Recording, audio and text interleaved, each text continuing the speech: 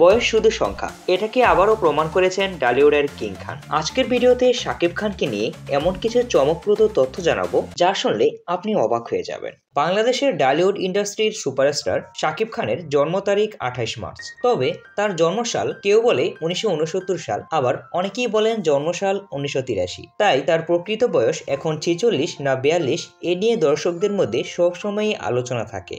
তবে ধরে নেওয়া হয় শাকিব খানের প্রকৃত জন্মসাল 1969 সাল, আর সেই হিসেবে তার বর্তমান বয়স 46 বছর।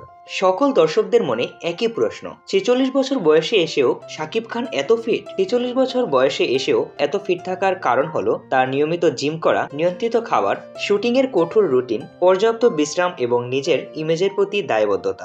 এছাড়াও শাকিব খানের প্রকৃত নাম মাসুদ রানা। শাকিব খান 3 ভাই বোনের মধ্যে একজন। 1999 সালে অনন্ত ভালোবাসা সিনেমা দিয়ে শাকিব খান প্রথমবার টলিউডে পা রাখেন।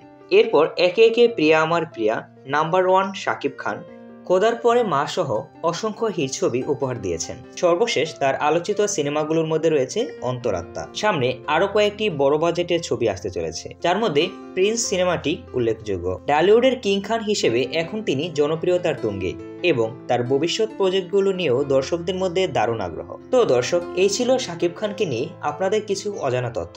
এছাড়াও সিনেমা জগতের সকল আপডেট সবার আগে পেতে আমাদের চ্যানেলটি সাবস্ক্রাইব করুন।